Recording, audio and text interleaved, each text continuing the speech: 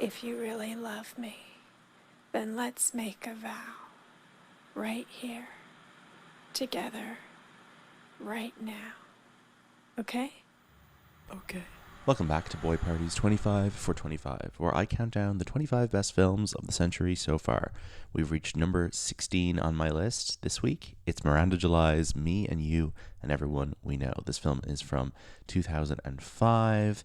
It's a very peculiar, independent, romantic comedy drama, I suppose. It won the Special Jury Prize at Sundance that year.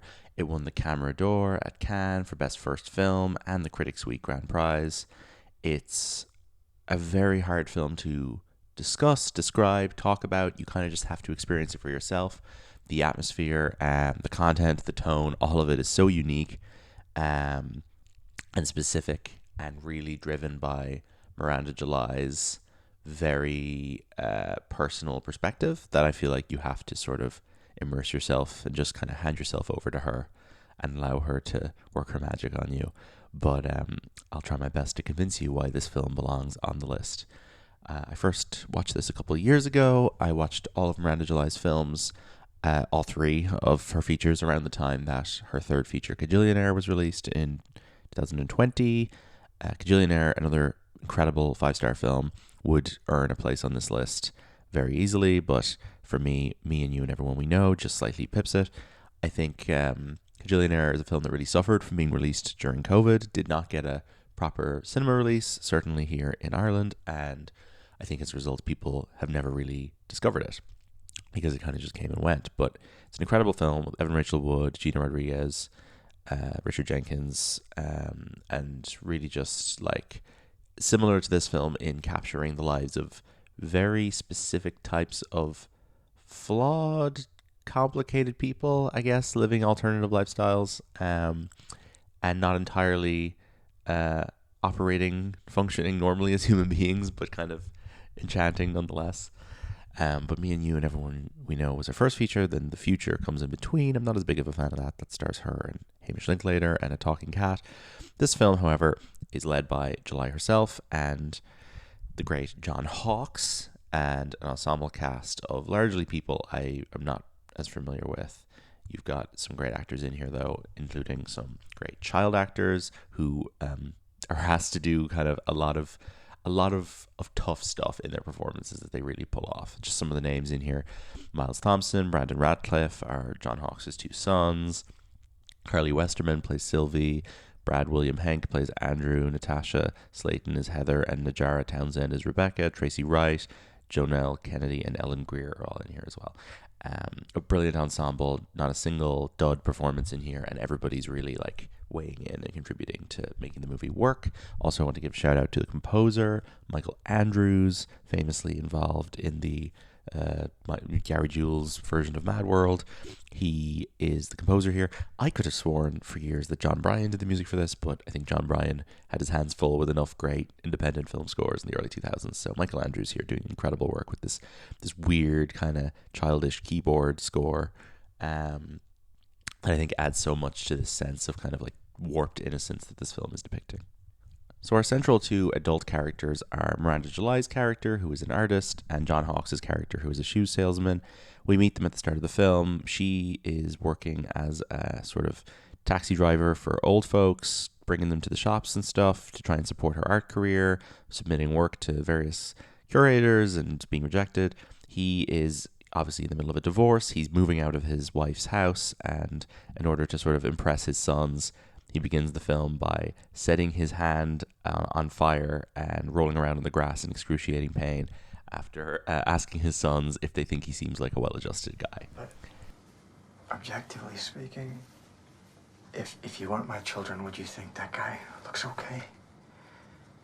He looks like a guy who might have a wife and kids and stuff. Are you mad at us? Yeah, totally. I think you look good. We then see these two characters meet at the shoe shop where he works. She's there with a client. She tries on some shoes, and you can see a weird, slightly off-putting connection emerges between these two people who are obviously both very, very strange. But not unlikable. Very charismatic pair whose weird vibes do seem to gel well with one Do another. you want to try these on? No, I'm just driving him. So those are comfortable? I guess so. I mean, they kind of rub my ankles, but all shoes do that. I have low ankles. You think you deserve that pain, but you don't. And a romance basically starts to blossom between them when she goes back to visit him a few times in the shop. There's an incredible scene where they walk back to his car, using the length of the walk as a representation for the span of the rest of their lives and how long a relationship could potentially last. It's a brilliant conversation. You just have to see it. It ends with her getting into his car, assuming that this is like a connection they forged, and him reacting very badly to that. He's clearly not somebody who likes things to be sprung upon him like this. What are you doing in my car? I don't know you, and you certainly don't know anything about me. I mean, what if I'm a killer of children? Now, the best scene in this film, which is absolutely incredible, thrilling, heartbreaking stuff, it's like something out of a big action spectacle thrown into the middle of this, is when a family who are driving in front of Miranda July's character and her client have a goldfish in a bag, and they accidentally leave it on the roof of their car. And very quickly, our characters spot this, and they realize that the goldfish has minutes left to live, because if they stop the car, the goldfish is going to go flying. It's going to be killed. So effectively, there's no way to save this goldfish's life. Its life is hanging in this kind of perpetual moment of near death. And as a result, they decide to treat it as sort of a funeral and acknowledge the goldfish's final moments in this really poignant way. I guess these are its last moments of life. Should we say some words? I didn't know you, but I want you to die knowing that you were loved. Oh, God. That little girl's gonna have to watch it. But at least they know. At least we're all together in this.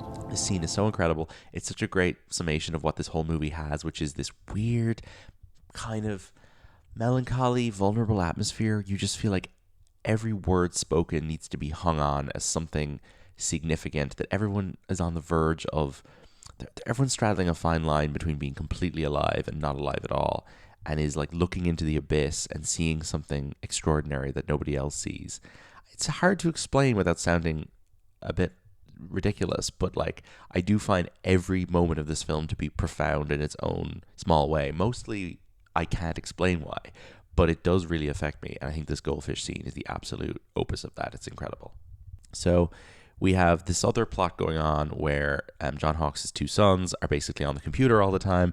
They're behaving exactly like kids in the year 2005 would have behaved when they were given unsupervised computer access. They're completely addicted to it. They barely look away from the screen, the older son in particular, but they are basically on an online chat room, like a dating chat room, talking to an adult who they're not sure if it's a woman or if it's a man, trying to pass off as a woman, but they basically are using whatever, sexualized language they can come up with to try and maintain this conversation. They're also doing stuff where they're copy and pasting the last few words of the woman's messages back to her in this way that kind of comes across as like a meaningful conversation on the other side, even though these are two children who have no idea what they're talking about. But you end up with this incredible running bit where the younger son, who's about 6, the best thing he can come up with to say in this chat room is to start talking about pooping back and forth. What should we write? I have a big wiener. I want to poop back and forth. What? What does that mean? Like, I'll poop into her butthole, and then she'll poop it back into my butthole. And then we'll just keep doing it back and forth with the same poop. Oh my God. So you have another storyline going on then with these two teenage girls who live in the neighborhood, and they basically are being kind of creepily paid attention to by John Hawkes' coworker and neighbor, who is kind of starts flirting with them outside is clearly like a very creepy guy and proceeds to start putting signs up in the window of his house with like perverse sexual messages for the girls, and they are kind of like obsessed with going back and seeing the messages over and over again. You look like you could be sisters. Maybe you were sisters and girlfriends. Yeah, that'd be pretty cool. But that's pretty unlikely. How old are you guys anyways? 18. Actually does have quite a bit in common with Ghost World, which I talked about 2 weeks ago on this series, which I think is a similar thing of like teenage girls that just find the adult men around them absolutely gross and hilarious. Which I do enjoy this plot line as well, although it is pretty creepy the way he's behaving towards them. But nothing ever ends up happening with him. But you basically have all of these plot lines happening, and they're all kind of cutting back and forth. The characters are all related to each other in some way, and it's kind of just showing you all of the failed communication tactics that exist. And also I think highlights that children and adults' behaviors are pretty interchangeable. Like the stuff that John Hawkes and Miranda July are doing to get each other's attention really isn't a million miles away from the boys in the chat room saying whatever comes into their mind. Like there are these different dysfunctional forms of trying to build relationships going on here. And at the end of the day, everybody's naive, everybody's a bit weird, nobody really knows what to say. And I think this film captures that awkwardness and that dysfunctionality in such a clear and perfect way. It uses the aesthetics of the early 2000s, kind of like sad, colorless shopping mall aesthetic to capture that really, really well. There's this running thing as well where the youngest boy keeps asking the adults around him, like, well, what is that noise outside early in the morning? And they're like, oh, it's the lights turning on. But he goes out one morning and realizes that there is in fact a man tapping a coin off a lamppost, and as he taps the coin, the sun comes up. He's clearly having some spiritual effect on the sun, and he gives the boy the coin, and the boy starts to do the same thing, and the sun rises, and the film ends on that note. Which is really beautiful. Just a beautiful shot, beautiful bit of score, and pretty profound. Even if I can't tell you why, because I'm not good at explaining other people's films for them. But if you look up Miranda July talking about this film, I'm sure she has lots to say. So that's Me and You and Everyone We Know. I know this is probably one of the least seen films on this list of 25, so I would highly recommend anybody go watch it. I think it's incredible. I think Kajillionaire is also incredible. She's a brilliant, brilliant filmmaker. She brings the perspective of the art world, performance art world, to her films in a way that I think makes them really special.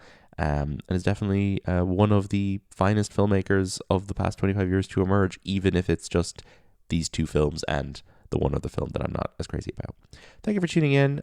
You can find regular episodes of Boy Party every Tuesday at boypartypod.com. And I'll be back soon with the next edition of the 25 for 25. What are you doing that for? I'm just passing the time.